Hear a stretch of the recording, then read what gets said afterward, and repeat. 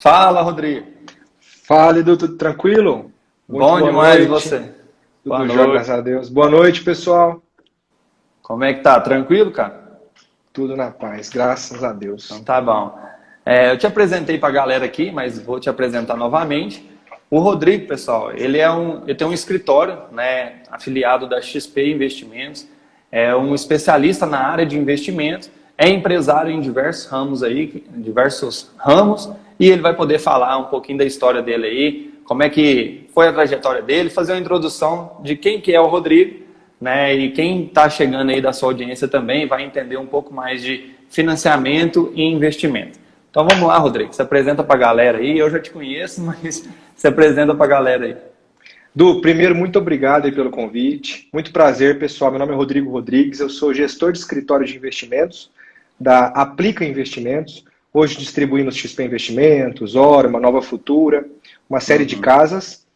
E esse tema aí de se vale a pena investir o dinheiro, se vale a pena financiar e não mexer no investimentos, é uma coisa que chama muita atenção dos meus clientes. Em paralelo ao escritório de investimentos, eu também tenho alguns empreendimentos, o São Paulo Hostel Club, um bar aqui em Uberaba, o Magnólia, que está prestes a inaugurar, e lá em São Paulo, o Sampa 227. Mas hoje a gente vai falar sobre dinheiro, sobre financiamento, então deixa aí o São Paulo Hostel só como convite para vocês que estiverem indo para São Paulo, ficar lá Mas, conosco, pessoal.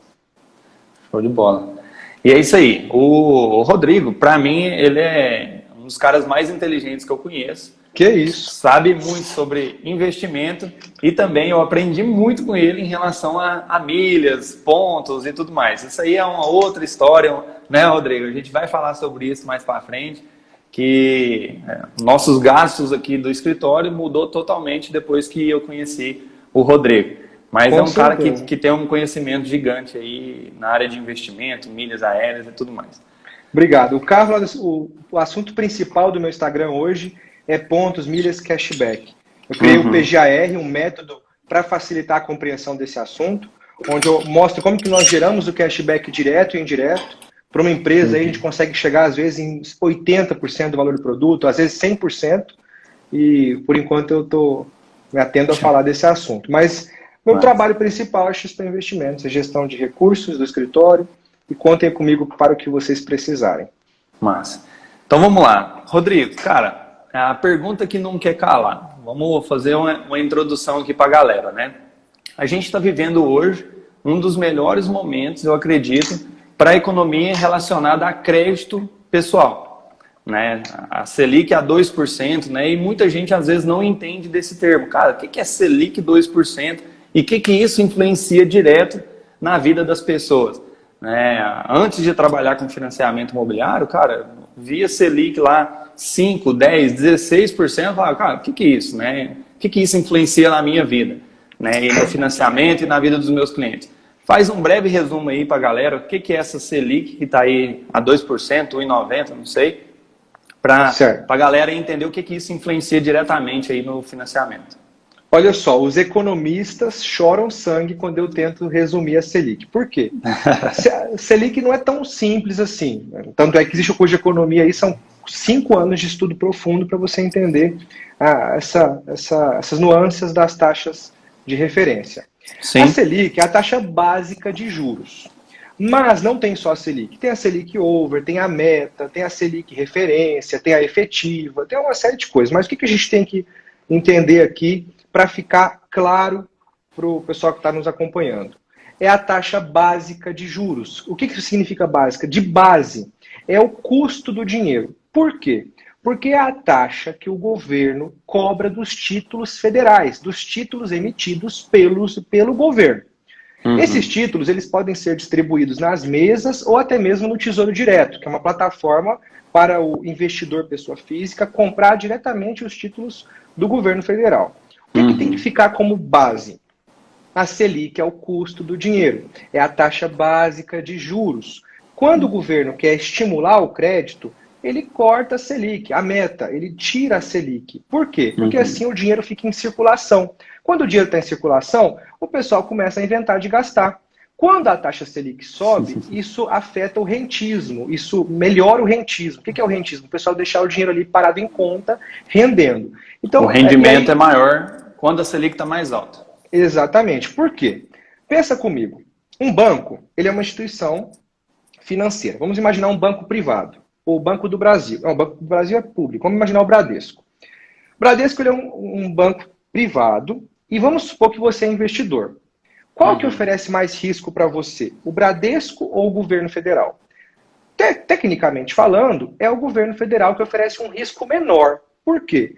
O Bradesco ele está dentro do risco Brasil, mas o risco Brasil não está dentro do risco Bradesco. Entende? Entendi. Logo, para você investidor, você vai correr um risco menor comprando letras financeiras do Tesouro, LFT, do que comprando o Bradesco. Porque o Bradesco, além do risco Brasil, que ele está inserido no risco Brasil, você tem o risco da instituição do banco do Bradesco. Em si. Logo, em si. Logo, o Bradesco, para pegar o seu dinheiro, ele deveria pagar melhor, deveria, porque na prática isso pode não acontecer. Na prática, o CDB do Bradesco pode ser muito menor do que a Selic. Mas, em teoria, o Bradesco tinha que se esforçar para conseguir o seu dinheiro. O governo, ele oferece mais segurança, logo a taxa poderia ser menor. Só que essa verdade não acontece. Por quê? Como tem muita falta de conhecimento financeiro, educação financeira básica, nós deixamos o dinheiro, às vezes, na poupança, que tem mais risco do que o título público, deixamos no CDB, que tem mais risco. Ah, mas o CDB tem o FGC, o Fundo Garantidor de Crédito, que vai cobrir o meu dinheiro. Tem, mas é melhor deixar nas letras financeiras, nas notas do Tesouro, enfim, qualquer aplicação do Tesouro oferece menos risco do que a instituição privada. E aí, o que você faz? Você vai para a instituição privada buscando o quê? Rentabilidade. Nós aumentamos o risco para aumentar o retorno, senão não faz sentido algum, senão a conta não fecha. Então, na teoria, o Bradesco, o Itaú, o próprio BB, que é um banco público, ele também tem o risco da instituição. Não é só os bancos privados que têm o risco da instituição. Mesmo sendo uma instituição pública, ele oferece o risco individual do banco. Logo, você deveria investir nos bancos buscando uma taxa melhor. E aí, o que acontece? Como a taxa, a Selic, é o custo do dinheiro, a Selic, você tem que entender dos empréstimos de curtíssimo prazo. Ou seja, eu poderia até entrar aqui em CDI, na intermediação de empréstimos interbancárias, porque uma instituição financeira não pode dormir devendo dinheiro. O que ela faz? Quando acaba o dia, ela tem que fechar o caixa no mínimo no 0 a 0, ou no positivo. Aí ela recorre a uma outra instituição financeira para conseguir honrar essa negatividade do saldo da instituição. E a instituição toma o empréstimo de outra, a CDI. Isso já é pré-acordado, porque se isso não fosse definido e regulamentado, era muito fácil de uma instituição quebrar a outra. Era só os grandes bancos se unirem e falar assim, os bancos pequenos estão devendo, não vamos emprestar para eles, eles vão quebrar. E lembre-se de uma coisa que a gente esquece. O banco, ele vive do spread bancário. Ou seja, ele pega o dinheiro do Eduardo, ele pega o dinheiro do Rodrigo, que são investidores, e empresta esse valor para a Maria, para o Leandro, ele faz a intermediação. E aí o que acontece? O dinheiro ele tem um custo. Esse custo é o que o banco está pagando pelo dinheiro. E aí ele pega esse valor e empresta para uma outra pessoa, cobrando um outro valor, um outro percentual, e ele lucra essa diferença. Logo, quando a Selic cai, estimula a tomada de crédito, estimula o João, que tem uma padaria, a investir na padaria, estimula o cara que tem aplicação a tirar a aplicação e comprar alguma coisa, estimula o mercado de renda variável, de bolsa de valores, estimula a B3. Por quê? Porque o custo abaixou, a taxa de juros abaixou. Só que Selic não é só isso. É muito mais coisa. Tem a Selic Over, tem a meta, é muito mais complexo. O efeito pode não causar realidade, ou seja, o governo vai lá e tira a Selic para estimular o consumo, mas não tem dinheiro em circulação porque o pessoal está desempregado, não resolve. Tem muitas coisas aí que nós deveríamos pautar. Isso é uma observação importante, porque sempre que você vê uma grande instituição falando, eles esquecem de entrar nesse detalhe, que seria a conjuntura política. Tem outras coisas para a gente observar. Não é só caiu o Selic vai estimular. Sim, estimula. Mas tem muitas outras coisas aí que a Tem gente vai outros conversar. fatores importantes para poder tudo casar e realmente colocar dinheiro no mercado ali, fazer rodar. Exatamente. Nós não podemos. Pode ter fuga de capital estrangeiro, enfim, nossa, é coisa complicada. Enfim. Mercado financeiro é realmente complicado, né? Tem vários lados, várias nuances, vários fatores que podem movimentar ele ou não, né? Exatamente. A gente não pode. O pessoal decora e fala, cai Selic estimula. Sim, estimula. Mas não é uma receita mágica do sucesso. Porque senão era só subir a Selic que a inflação seria contida. Um país com inflação, você sobe. Não é assim também. É uma das ferramentas, mas pode ser que a causa não dê o efeito. Que a relação da causalidade não faça o resultado esperado pela política econômica. Tem muita coisa aí para ajustar. Ou seja, o Paulo Guedes e todo mundo ali dentro daquele sistema, eles ficam tentando uma matemática para conseguir um resultado desejável, mas nem sempre sai conforme o planejado. Como é que o mercado reage, né? Mas para nós é mais fácil, porque nós estamos aqui como investidores, como pessoa física que quer construir. Então a relação fica um pouquinho mais fácil de entender. Legal. E aí, com a Selic baixa, né, e juntou ali vamos falar aqui, que o banco que faz financiamento de construção hoje é a Caixa Econômica Federal. Agora, de imóvel, de compra de imóvel pronto, aí todos os bancos fazem, até os bancos digitais também estão fazendo. Então, tem essa diferença. A gente traz para a Caixa, para a construção, porque como maioria das pessoas que me acompanham aqui, ou engenheiro, arquiteto, técnico de edificação, ou pessoas que gostam dessa área de trabalhar com construção, investir nessa área e tudo mais, a gente ganha dinheiro realmente na construção, né? E também, se a pessoa constrói, ela pode vender, a gente vai falar sobre isso também. E isso, com toda essa união, né, o boom do mercado imobiliário que teve recentemente, com a baixa da Selic, com a injeção de caixa lá do auxílio emergencial que foi liberado, juntamente com tudo que aconteceu na pandemia, cara, teve um boom do mercado imobiliário, né? Natália Arcuri falou sobre isso, Ricardo Amorim falou sobre isso também, vários especialistas, Thiago Reis, se não me engano, até postei esses dias, falaram sobre esse boom do mercado imobiliário. Apesar da alta dos preços dos materiais, houve sim um boom do mercado imobiliário. A gente vê hoje que acabou, né, o estoque de imóveis que estavam parados. Imóveis de construtoras que estavam parados, eles venderam tudo, apesar dos materiais ter subido, né? Então, assim, tudo isso influencia. Dinheiro no mercado, dinheiro injetando caixa direto na economia, juntamente com a taxa de juros baixa, movimenta o mercado. Então, quando eu falo que o mercado de obra financiada é interessante, porque nem todo mundo, né, Rodrigo, tem recurso para comprar um imóvel à vista. E aí a gente cai num conceito. O que é melhor, então? Morar de aluguel ou comprar um imóvel financiado? Né? Eu sei que muita gente pensa assim, se eu comprar um imóvel, eu vou estar engessado.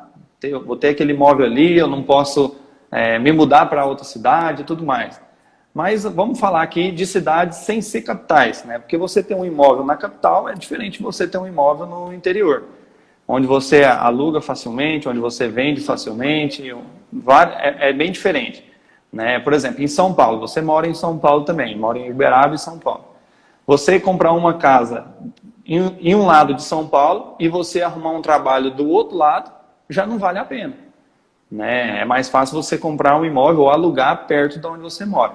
Mas tirando os grandes centros, o que você me fala? Essa questão de morar de aluguel ou fazer uma casa financiada e pagar ali a prestação do financiamento. O que você consegue me falar sobre isso?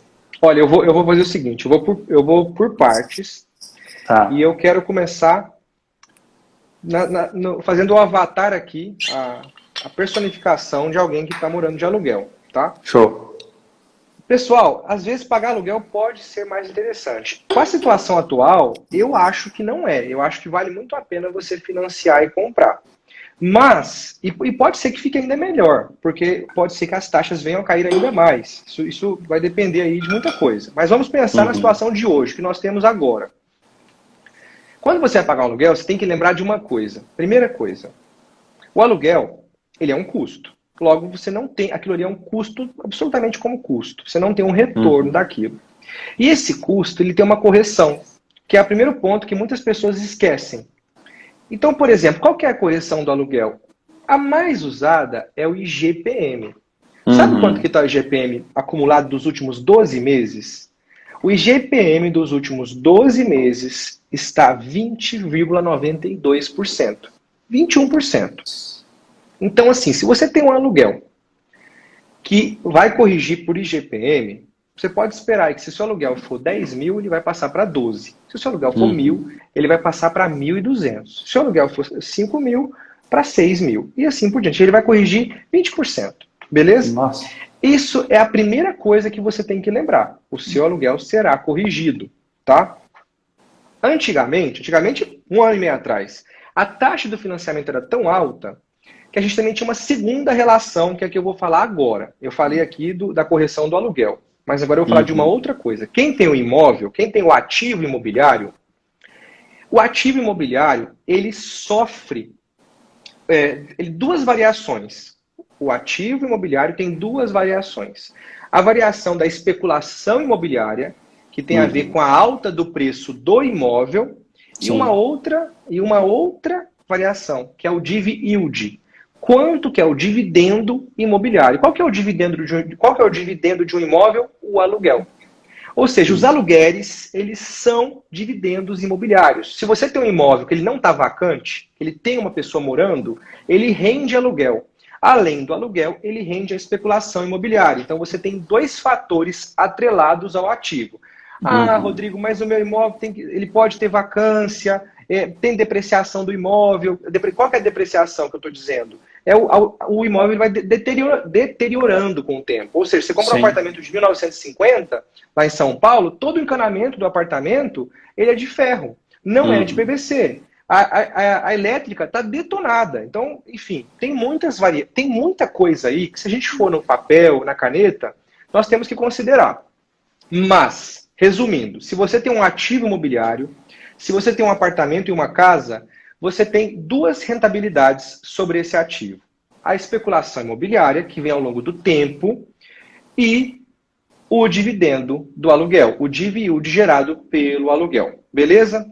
O divi yield será corrigido por IGPM. Ótimo. Só que agora eu quero te perguntar qual que é a relação do preço do ativo com o aluguel. Normalmente, geralmente, quase sempre, nós podemos trabalhar aí com 6% para imóveis novos e com 3,5% para imóveis de 40 a 50 anos. Eu falei 40 a 50 anos porque antigo pode ser relativo para cada pessoa.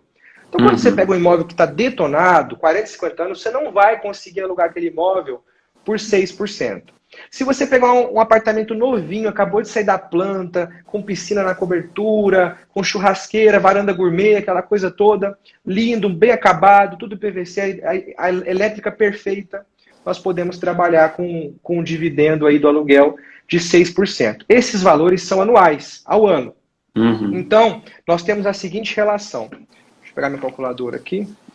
Nós teríamos, no imóvel novo, mais ou menos 0,5% ao mês, beleza?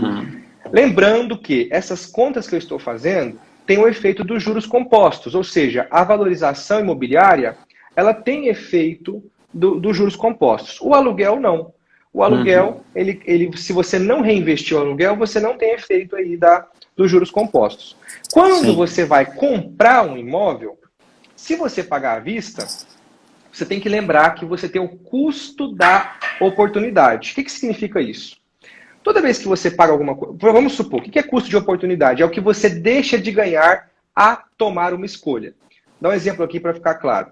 Quando você escolhe casar com alguém, se você estiver num país onde o relacionamento monogâmico é o padrão, o custo de oportunidade é você só ter um relacionamento. Falando assim para ficar fácil de entender. No investimento é a mesma coisa. Quando você escolhe um investimento A, você deixou de ter o B, o C, o D e o E. Isso é custo de oportunidade. E aí, pessoal, se vai valer a pena ou não, depende muito de como que está a sua vida financeira hoje. Por quê? Por conta da educação financeira que falta para nós brasileiros, eu encontro pessoas com aplicação em poupança, CDB dando 2% ao ano. E aí, realmente, com essas aplicações, jamais vai valer a pena você tomar um financiamento, porque o financiamento, por mais baixo que for, é 6% ao ano. Agora, se você tiver uma assessoria, nem precisa ter assessoria, se você tiver educação financeira, você vai perceber que nós conseguimos hoje, com a Selic do jeito que está, nós conseguimos CDB a 11% ao ano. Ah, Rodrigo, como assim? Tem um aplicativo chamado Renda Fixa. Lá você tem toda a renda fixa elencada. Lembrando que CDB é garantido por FGC, Fundo Garantidor de Crédito. Ou seja, você não teria aí o risco de crédito. Não teria, entretanto, porque pode ser que quebre tudo, quebre o FGC, quebre o país inteiro. Isso pode acontecer. E lembrando, as chances são mínimas, mas só um disclaimer. Isso que eu estou falando aqui não é call de compra. Não estou falando que você tem que ter um CDB de 11%. Eu estou falando que existem esse tipo de produto. No mercado, por exemplo, você tem CRI. A CRI é um certificado de recebível imobiliário. CRI pode ser terrível, mas existe CRIs muito boas, porque tem o imóvel construído como garantia. Quando você tem uma CRI, que ela é emitida, e o emissor da CRI deixa o imóvel dele como garantia da CRI, pessoal, é lindo, porque se a construtora quebra, ainda tem aquele terreno, ainda tem a incorporação que já foi feita como garantia. E o emissor da CRI, ele tem liberdade de ir ao mercado, leiloar aquilo para pagar os investidores que aportaram na CRI. Então, produto é bom e ruim. Depende muito da leitura do contrato. Você precisa saber o que você está comprando. Nada de comprar as coisas às cegas. Mas, enfim, voltando à CRI. Se você tem uma CRI boa, com emissor bom, que tem garantia, e você acha interessante aquela CRI, deixa eu contar para você. Tem CRI hoje pagando IGPM mais 4%. Só que o IGPM está a 20%. Logo, a CRI pagou 24% nos últimos 12 meses. Rodrigo, mas o IGPM não vai ficar assim. O IGPM em 2019 foi 7%, em 2018 foi 7,5%, em 2017 foi negativo. Claro, mas mesmo assim está muito bom. Então, o que eu quero deixar aqui para vocês, uma pulga atrás da orelha, é que o mercado ele é muito grande. É um mar azul. E o banco varejo, que não atende o cliente corporate, que não atende o cliente private, que o cliente private tem tudo na mão. O cliente private, ele clica no... O cliente private é o cliente robusto, verdadeiramente robusto. 10 milhões, 50 milhões, ele é um private. Ele clica na mesa, o banker aparece lá e resolve tudo para ele com excelentes taxas. Mas você que está no varejo, você precisa ir atrás, pesquisar. Você consegue acessar CRI, CRAS, LCI, LCA, CDBs de excelentes taxas. Além do mercado de renda variável, você pode comprar FIIs que pagam muito bem. Ontem, não é call de compra, mas tivemos a oferta pública do HCTR 11. Vai acontecer agora. Ontem era o máximo para você comprar e ter direito à subscrição. Mas eu vou entrando em algumas coisas, Edu, que eu vou ficar aqui 4 horas. Nós não vamos resolver o problema. O que eu quero dizer é, dependendo do seu custo de oportunidade, cara, vale a pena demais financiar. Uma carteira conservadora, com a situação de hoje, com a Selic em 2%, nós conseguimos, travando a liquidez, 10%, 12%, às vezes até mais, ao ano. Repetindo, travando a liquidez. Ou seja, você tem 3 riscos de mercado. Você tem 3 riscos possíveis. De crédito, que é você receber um calote de alguém, o pessoal não te pagar. De liquidez, que é você não conseguir o dinheiro na hora que você quer. E o de mercado, que é a flutuação de preço. Eu estou travando o risco de liquidez, ou seja, você não tem o risco de mercado, não vai ter flutuação, e o risco de crédito ele está muito reduzido por conta do FGC. E por conta que, por exemplo, a CRI não tem FGC, o CDB tem FGC, a CRI não tem. Só que Qual que é a liquidez? Liquidez da CRI? Aí a gente vai travar a liquidez. Vai ser 5 anos, 8 anos, 10 anos. Travando liquidez, a gente vai jogar a taxa para 15% ao ano, 13% ao ano. Rodrigo, não existe. Existe sim. Manda um DM para mim que eu te mostro todas as taxas, onde que você acha que é um aplicativo que te mostra todas as emissões detalhado. E aí, travando a liquidez, a gente consegue melhorar muito a taxa e aí vale muito a pena a gente financiar o imóvel. Olha isso que o Rodrigo está falando, então. Eu falo que o cara é muito inteligente, tá vendo? Que se deixar ele... Obrigado. Né, coloca muita coisa, muita informação. É muito massa trocar ideia com você, Rodrigo. E assim, Obrigado. cara, olha quão legal que você falou agora. Consegue aí 11, 13, 15% ao ano fazendo um investimento. Então, trazendo para a realidade aqui do financiamento, né? Travando a liquidez. Reforça isso, porque depois... Isso, travando a liquidez. Vamos travar a liquidez em 5, 8 anos? Não sei como é. Depende do investimento, né? Mas, da mesma forma, se a pessoa compra um imóvel, ela vai ficar com um imóvel ali 5, 8 anos também, né? Depende se ela está comprando para vender, se ela está comprando para morar e tudo mais. Mas, beleza. De toda forma, vamos dar exemplo aqui de uma pessoa que quer comprar um imóvel de 500 mil reais. E aí ele tem 500 mil reais lá, nesses investimentos que a gente falou, vale a pena o financiamento. A gente vai explicar melhor agora. Mas se for, se o cara estiver fazendo ali um investimento na poupança, né, aí já não vale a pena. Foi isso que o Rodrigo falou. E olha isso. Se a pessoa quer comprar um imóvel de 500 mil reais hoje, no SBPE, que é uma modalidade de financiamento da Caixa, financiar a construção, ele precisa ter 100 mil reais na mão, 400 mil reais vai ser financiado. Se ele não optar pelo financiamento, ele vai ter desembolsar todos os 500 mil reais. No financiamento, ele desembolsa apenas 20% do valor total do imóvel. Fica com os outros 80%, os outros 400 mil reais, para poder fazer o investimento da forma que ele quiser. Hoje, com um financiamento na Caixa de construção, você pega uma taxa aí de... Se você tiver relacionamento, né, com a agência e tudo mais, com a Caixa, você consegue uma taxa de financiamento de 6,75%, 7% ao ano. E aí você divide essa taxa aí por 12, né, vai dar 7% dividido por 12, 7 dividido por 12. Dá uma taxa de 0,58% ao mês. E aí, o Rodrigo falou que consegue investimentos de 11% a 15%, né? Dependendo aí da liquidez e tudo mais. Então, olha isso. Meu financiamento vai dar lá 7%, vamos colocar. Existe investimentos de 11%, né? 15%. Além de... Tem a variação e tudo mais, mas da mesma forma, eu consigo ainda ganhar dinheiro comprando a casa financiada. Coloco o financiamento, deixo o meu dinheiro lá investido 5 anos, 8 anos, né? Depende do investimento, e ainda assim ter o imóvel.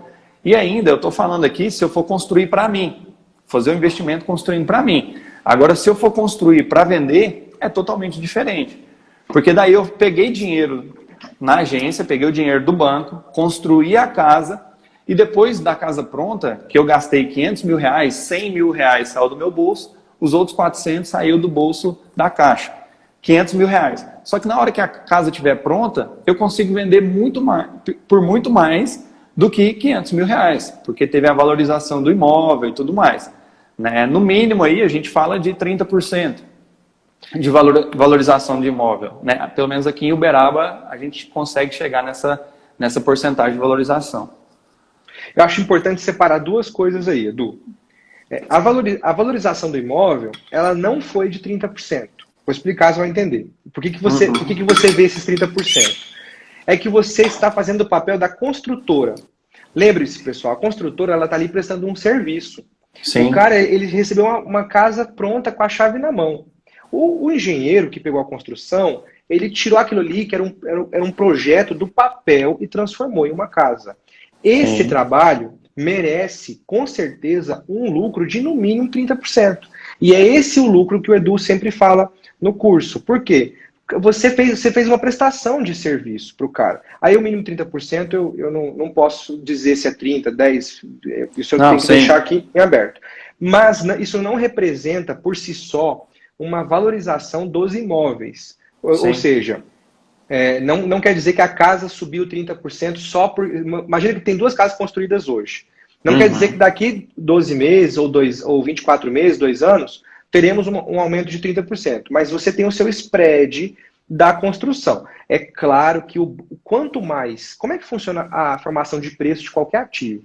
É assim, você tem a demanda e você tem a oferta. Você tem a procura e a oferta. Quando sobra a procura, A oferta, se ela ficar igual, a procura subindo, os preços vão aumentar. Por quê? Mais pessoas têm o mesmo ativo. Você não tem ativos suficientes para atender aquele interesse da galera. Ou seja, a demanda, a procura faz com que o preço seja elevado.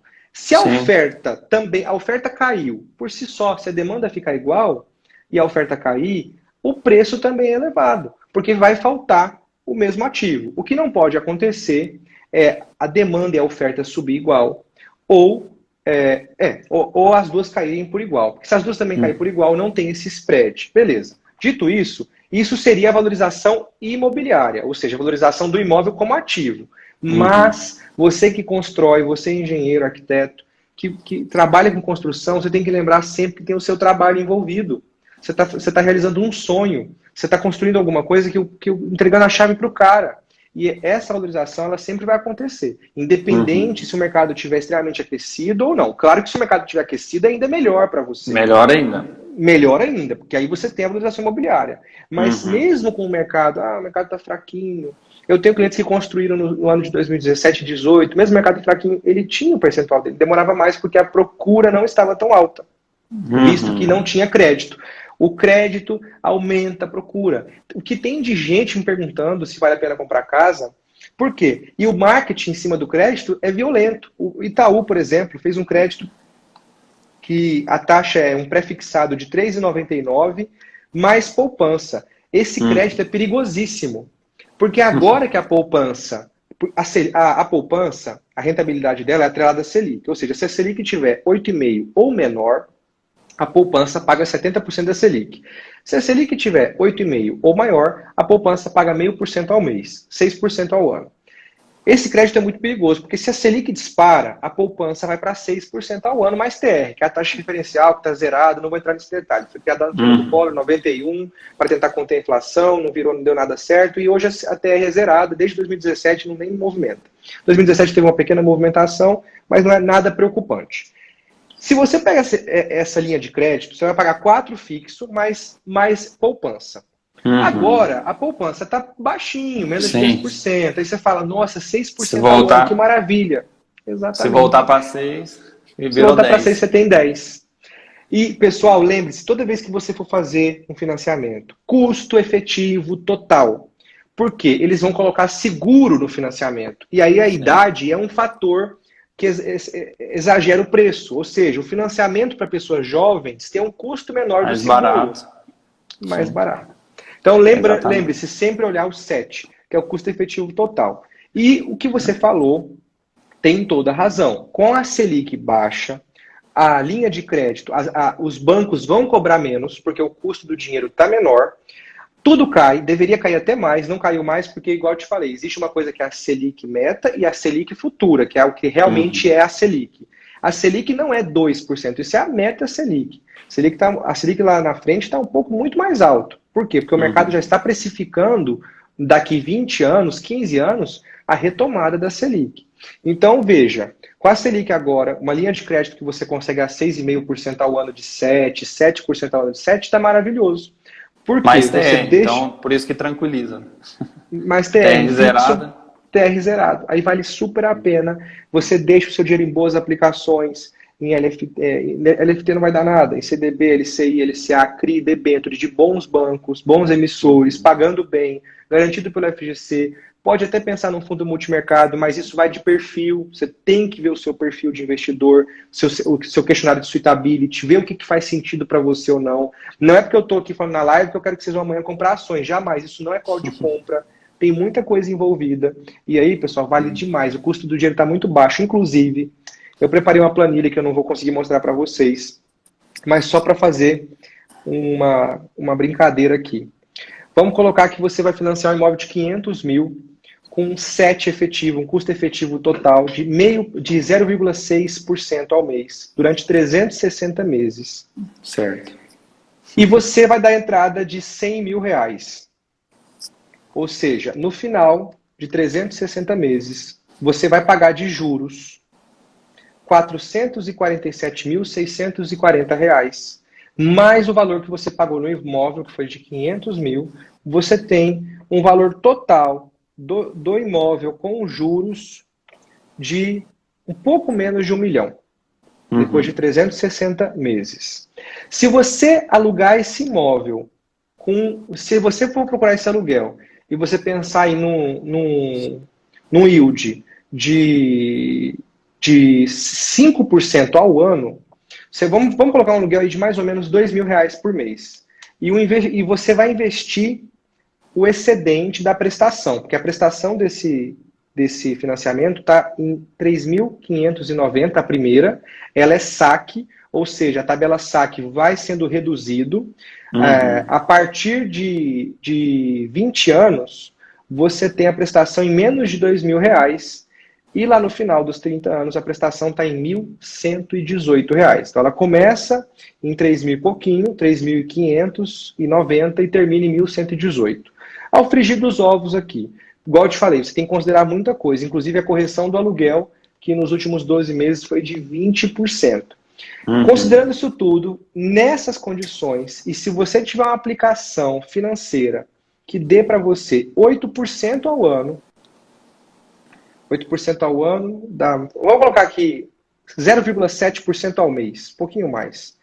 Se você tiver essa aplicação, você tem, no final, um saldo positivo para a compra do imóvel.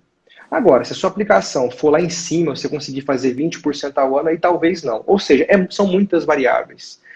Mas, de certa forma, está valendo muito a pena. Em resumo da ópera, vale muito a pena, com a Selic baixa, tomar crédito para comprar um imóvel em vez de ficar pagando aluguel. Com a Selic baixa na situação atual. Mas você tem que considerar o custo de oportunidade, o que você vai usar o seu dinheiro, quanto que seria o aluguel, qual que seria a correção do aluguel, qual que seria a correção imobiliária. Tem muitas variáveis que nós não podemos fechar os olhos. Mas, em geral, vale a pena demais.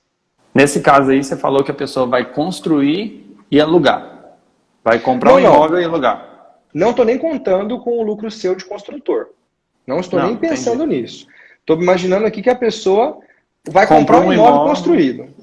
Comprar um imóvel pronto e aí vai alugar esse imóvel. Você está fazendo essa análise, se vale a pena fazer esse investimento. Comparando com quanto custaria o aluguel desse imóvel que ela resolveu comprar. Então ela deixa de pagar o aluguel do mesmo imóvel e compra o imóvel. Ela para de pagar esses R$ 2.000 de aluguel e compra o imóvel de 500 mil. Ah, Rodrigo, mas eu alugo um apartamento que vale 2 milhões e meu aluguel é 4 mil. Existem. É por isso que eu fico com medo de vir aqui e falar vale ou não vale. Porque se você tem um apartamento de 2 milhões que o aluguel é 4 mil, o cálculo já está todo desmontado. Mas, em geral, vale muito a pena. E se você considerar o seu ágio de construtor, aí, Edu, pode fechar os olhos, porque você tem o trabalho que você está fazendo, sua prestação de serviço. Aí é ainda mais vantajoso o crédito nesse quadro apresentado. Entendi. Mas assim, além da vantagem ali da construção, o meu lucro do negócio em si, né? Eu vou construir a casa para o meu cliente, é claro que eu tenho lucro em cima disso. Mas apesar da minha lucratividade ali, vamos supor, eu fiz essa casa aí de 500 mil reais e lucrei 100 mil. Ponto. Um exemplo. Vamos pôr 20%. Lucrei 100 mil reais. Show de bola. E essa casa, depois que ela estiver pronta e o meu cliente quiser vender, ele ainda consegue ter um bom lucro em cima da venda desse imóvel. Entendeu? E foi isso que eu falei também. Além do meu lucro como construtora, se o meu cliente decide vender, ainda ele consegue ter um lucro em cima da venda. Entendeu? Porque a gente considera que o valor de construção já está pagando a construtora. Entendeu? Certo. Então, o valor da construção já está pagando a construtora. Aí tem o valor de, eu fiz um investimento. Certo? E aí, aquele imóvel vale mais por eu ter feito o investimento e o mercado também paga mais. Entendeu?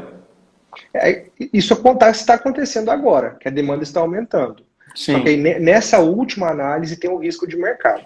E aí o risco de mercado se a demanda cai ou estopa, pode ser que você não tenha o ágio tão desejado nessa última ponta. Hoje está acontecendo esse ágio? Está sim, está superaquecido. O Ricardo Amorim mesmo disse que parece que o negócio vai explodir nos próximos anos. A expectativa é muito boa. E não posso descaracterizar o que você falou, mas tem um risco de mercado aí, que pode ser e pode não ser, depende do futuro. E aí também, Edu, é risco, né? Cidade, onde você está construindo, Uberaba é um jeito. Por exemplo, vou dar um exemplo aqui da cidade, pode? Pode. Olha só, teve o Cirela Landscape. Cirela Landscape, fizeram o Cirela, foi um fracasso no momento em que ele foi feito. Veja bem o que eu estou falando. Tem que ouvir até o final, porque senão depois você começa a tacar corta, né? No momento em que ele foi feito, foi um fracasso. O preço ficou igual, estático, por anos. 4, 5 anos. De repente, fizeram uma estrada lá que dá na porta do negócio, passou o negócio, dá na porta do landscape, na porta do Cirela, os terrenos começaram a ser procurados. Junto com essa estrada veio o crédito baixo, todo mundo quer comprar um terreno lá. Bum, subiu 30%, 40%, 50%. Só que isso depende de muita coisa. Vários fatores.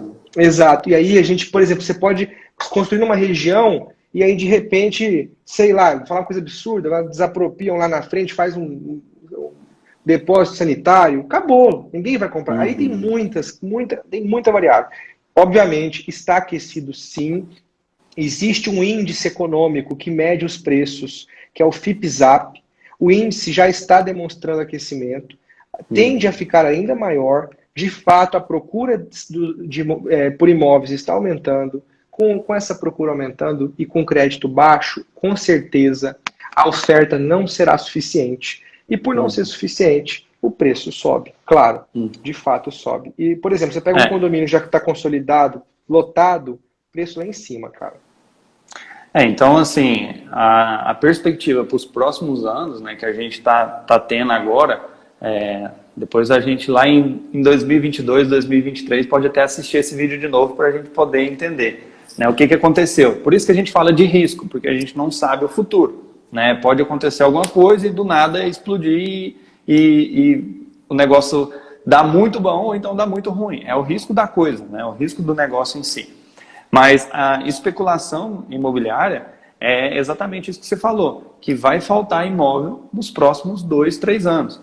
Né? Eu vi até notícias que, pra você ter ideia, hoje o déficit habitacional é de 8 milhões mais ou menos de imóveis, de casas, né? Residências. Mas para 2030, para 2030 é de 30 milhões. Então em 10 anos, meio que vai quase mais que triplicar o déficit habitacional. Né? Então, assim, é uma coisa que, ao invés de diminuir, olha o tanto de obra que tem, olha o tanto de construtora que tem, mas o déficit habitacional está cada vez mais aumentando.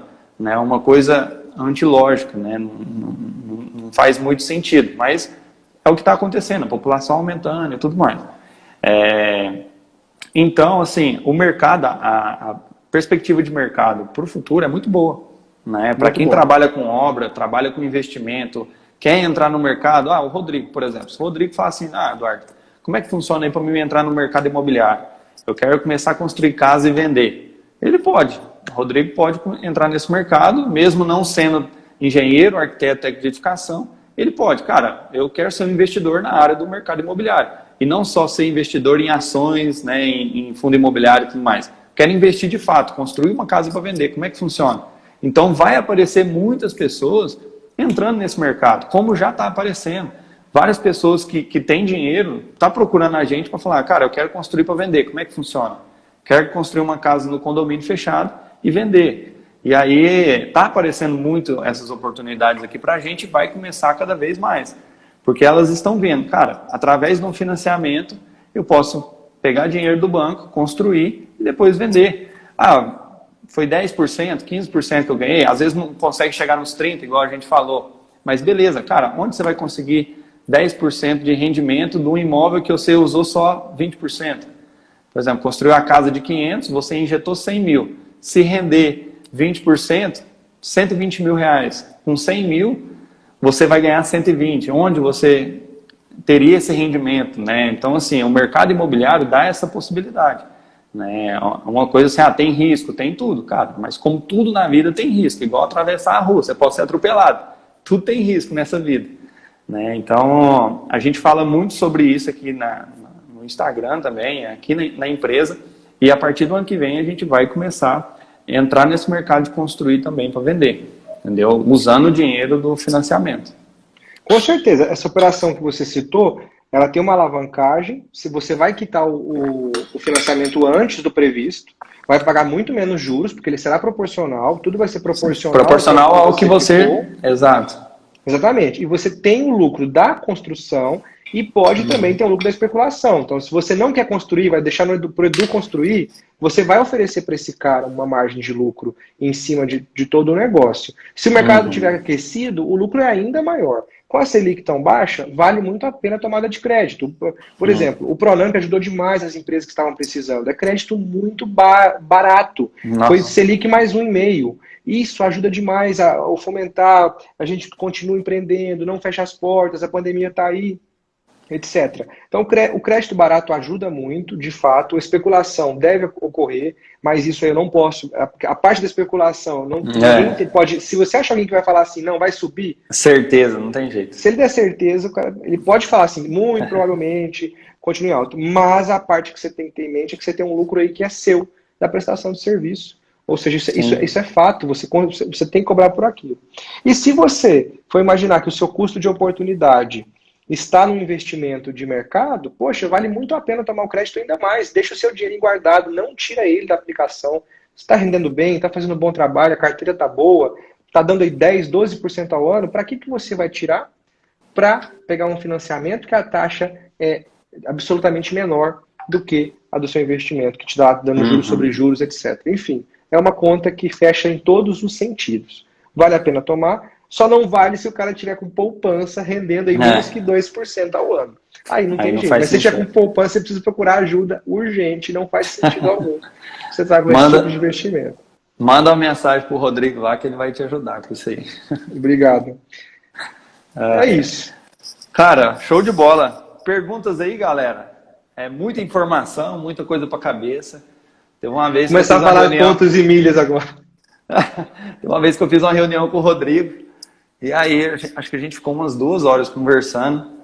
Eu falei, Rodrigo, cara, entendi tudo. Saindo daqui, eu esqueci tudo, porque é muita informação, cara. O cara sabe tudo aí.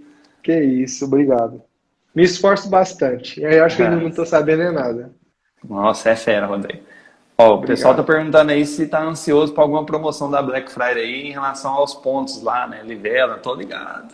Hoje a gente já tá fazendo miséria. No Close Friends tivemos ontem uma condição de 8 pontos por real gasto no Santander Esfera com as Casas Bahia. Isso gera mais ou menos 50% de desconto. Então, quem tem Santander Esfera consegue hoje 8 pontos por real gasto nas Casas Bahia. Consegue tirar o iPhone 12 aí pela metade do preço. Obviamente, aplicando PGAR, tem a transferência, amplificação, tem muita coisa aí. Tudo mais. Pra falar. Tá vendo? Tô falando que o cara é fera, consegue até dar desconto aí, no cashback, né, através das milhas aí. Tô engateando ainda nesses negócios, mas já estamos aí com 100 mil milhas em 3 meses aplicando o conhecimento que ele passou para No primário ou no secundário? No secundário. No primário, 50 mil. Ou seja, dá para você ir e voltar, se fosse no TAP mais no Gol, para Guarulhos, Nova York de executivo. Uma passagem que custa em média 12 mil reais. Aí, tá vendo? Olha o doutor L. Venâncio dando um tchauzinho para nós. Fala, Hélio, beleza? Massa demais. Galera, alguma pergunta para o Rodrigo sobre investimentos, sobre o que é a vantagem aí, desvantagem de financiamento versus investimento, né?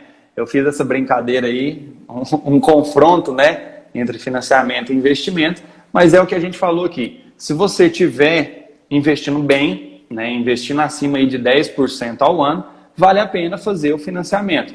Se você estiver investindo totalmente errado, em poupança e tudo mais, cara, não vale a pena. Aí é melhor investir o seu dinheiro e comprar um imóvel com o que tem. Com certeza. Né? O Felipe perguntou aí sobre se vale a pena construir para alugar. Tem que separar as duas aplicações. São 2 ativos. A construção tem todo um ativo, o aluguel já é uma outra situação. A gente tem que separar esses 2 assuntos. Mas, por exemplo, eu atendi uma família em São Paulo que está montando um grande empreendimento que eles não vão vender nenhuma unidade, todas serão alugadas, e o plano é um plano de aposentadoria sólido para a família, para os herdeiros. Os herdeiros estão com dificuldade de manejo do dinheiro, então os controladores resolveram tomar de construir e todos as unidades como locação. Só que isso aí, igual eu te falei, tem que pensar separado. Não, tem que fazer o cálculo no detalhe de cada situação. Às vezes vale mais a pena você construir tudo e vender todas as unidades, realizar esse lucro, investir em outra coisa do que alugar. No caso dessa família, a ideia de deixar o ativo financeiro conservado com o imóvel é para não lapidação da fortuna. Ou seja, tem um yield cravado e ninguém consegue mexer no principal. Seria essa a ideia. Mas, Rodrigo, só para a gente finalizar aqui, eu fiz um financiamento esses dias para um casal que morava de aluguel e pagava R$1.000 de aluguel. E aí a gente decidiu construir uma casa para eles, bem semelhante ao que eles moram hoje. E aí vai construir a casa. Essa casa vale R$190 mil. E ela se enquadrou dentro do Minha Casa Minha Vida, que hoje é o Casa Verde Amarelo. E eles conseguiram uma taxa de financiamento de efetiva deu 5,18%. Caramba. 5,18%. E aí, eles pagam R$1.000 de aluguel, tiveram que dar 38 mil de entrada, que é os 20%, e a prestação deles de R$900. Ou seja, economizaram ainda R$100 do aluguel. E aí, porque a gente estava falando para quem tinha dinheiro, para quem tem dinheiro, para quem tem dinheiro em investimento e tudo mais. Agora, quero falar para quem não tem dinheiro, entendeu? Pessoa ali que, cara, tem um carro que vai vender o carro para dar os 38 mil de entrada para comprar uma casa. Realmente sair do aluguel para poder ter o financiamento. Uma outra realidade de classe mais baixa, né? Que ganha ali a pessoa que ganha uns R$3.000 por mês. Então, cara, o que você me fala dessa possibilidade? A pessoa que pagava aluguel, R$1.000 de aluguel, vai pagar o financiamento de R$900 e teve que pagar somente 38 mil de entrada. E esse financiamento aí de 30 anos também. Assim, eu não fiz a conta, não joguei na planilha, mas com certeza é de extremo valor essa operação. Por quê?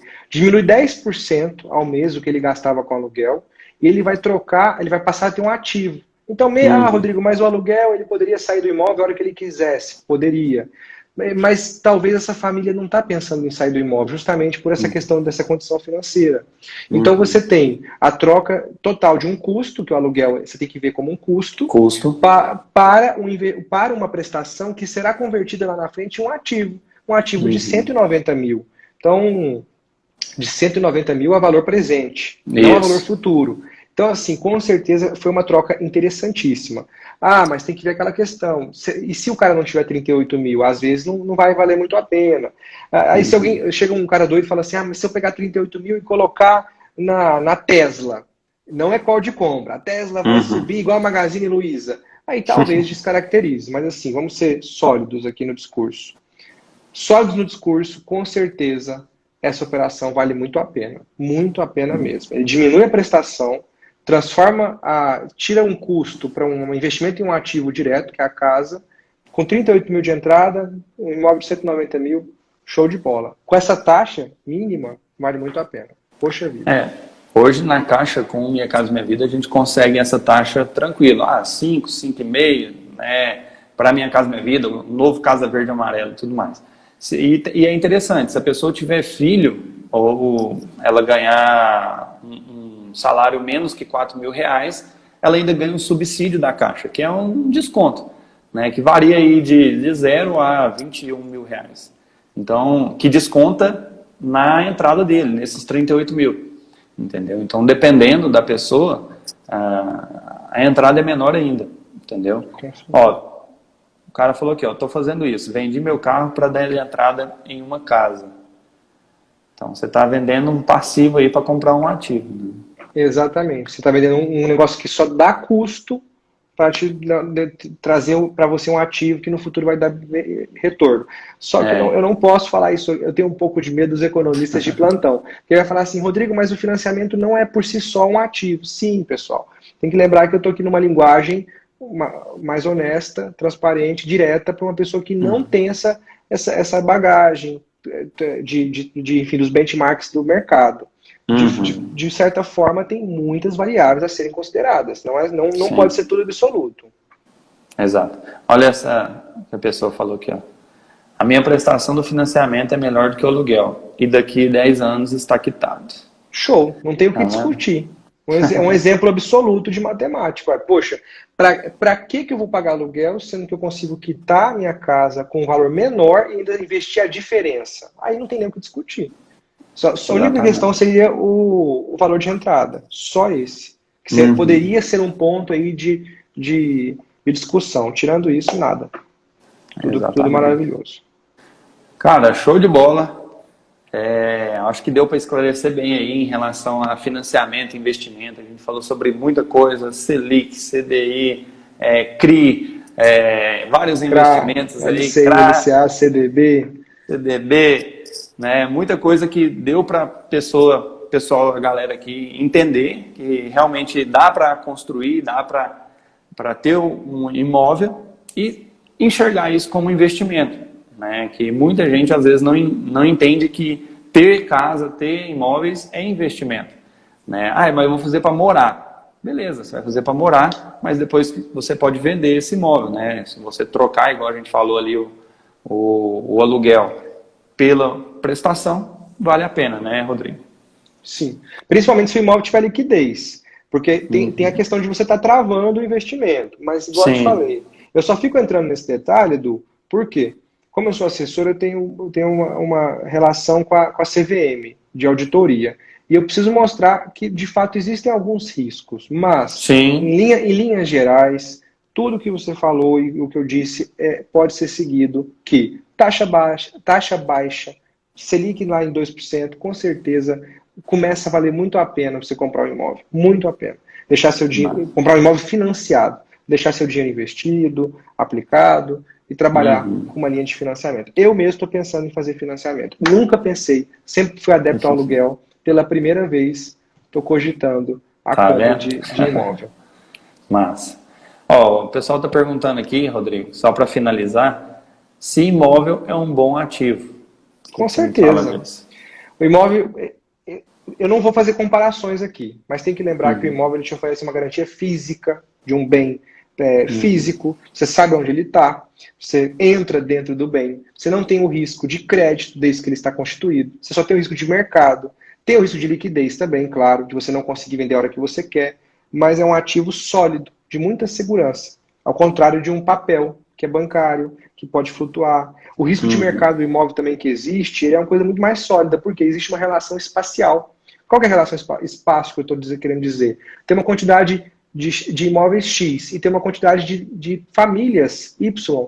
E com certeza essa relação é desproporcional para a parte da moradia em falta. Logo, é um ativo de muita... de solidez, é sólido. A não ser que caia um meteoro ali. Obviamente, pessoal, eu sou pró-mercado, adoro renda variável, eu acho que faz todo sentido a diversificação. Então faz sentido você ter imóveis, até mesmo através de fundos imobiliários, faz sentido ações, faz sentido renda fixa, faz sentido todos esses produtos. Você não pode concentrar tudo em uma só. Tem um cliente que eu adoro ele só tem imóveis, não adianta discutir. Ele fala, nunca tive nenhum problema. Tem um cliente que só tem ações, também está super feliz e tem ações há 30 anos. Com certeza o de ações teve uma especulação maior do que o imobiliário. Mas o imóvel oferece essa questão que a ação não vai oferecer. De você, por mais que você faça o valuation da empresa, você está à mercê de uma corporação que tem uma gestão, que tem uma coisa interna, que pode dar muita questão. A IRBR era maravilhoso, era fraude. Um exemplo, assim, pontual. Mas, enfim, resumindo, imóvel é excelente. Quem falar que não está ignorando um histórico de mercado gigantesco. Massa. Até quem falava aí que não ia ter a casa própria, né, um dos gurus aí da internet, financeiro, falou que nunca ia ter uma casa própria. Quem? O Thiago Nigro. E hoje ele tá lá, reformando, construindo, não sei. Tá tendo a casa própria. Não valia a pena, gente. Você fazia o cálculo, o aluguel, era melhor você alugar A diferença da prestação, você investir em qualquer coisa que no final dava mais. Era melhor. Agora, na situação de agora, mudou tudo. E se a taxa cair mais, ixi, melhor aí ainda. é só alegria. Com certeza, hoje o spread que você consegue, ele é positivo para quem quer comprar o imóvel. Não era. Um passado recente, 2 anos atrás. Show de bola. Rodrigão, cara, valeu demais. Já batemos o nosso horário aí. Você tem que trabalhar ainda essa noite. Sei que você é correria. Valeu demais pelo seu tempo. Muito obrigado. Depois a gente vai marcar aí sempre um prazer. De se encontrar. Queria agradecer a galera que chegou até no final com a gente aqui também. Prazer ter vocês aqui, né? E principalmente agradecer ao Rodrigo pela disponibilidade de estar aqui passando seu conhecimento. E esse cara, se você ainda não segue ele, segue lá o Rodrigo, que ele fala muita coisa legal sobre investimento e milhas, principalmente, como ter cashback e várias coisas relacionadas aí a, sei lá, viver aí do cashback, você viajar usando o dinheiro que você já gasta normal, né, Rodrigo? Eu acho que esse é o mais legal aí das milhas, né? Aquela frase, gaste menos e aproveite o dobro. Viajar de executivo, hotel 5 estrelas, conseguir cashback até de 100% disso tudo, não pagar e ter muita qualidade de vida. Não pagar, claro, de forma honesta, tá, pessoal? Usando um conhecimento honesto, não vou ensinar ninguém a assaltar nenhuma loja, não. Fiquem tranquilos. Show de bola. Valeu, Rodrigo. Grande abraço. Para quem está perguntando do perfil dele, Aplica Aí, @Aplica Aí. Segue ele lá, que é muito bacana o conteúdo dele também. Obrigado demais, Edu. Valeu demais. @Aplica Aí, qualquer pessoa que estiver interessada aí. Obrigado pelo convite. Pessoal também, quem está me assistindo aqui do Instagram meu, o Edu aí manja tudo de obra de construção. Cara super fera. Podem contar com ele.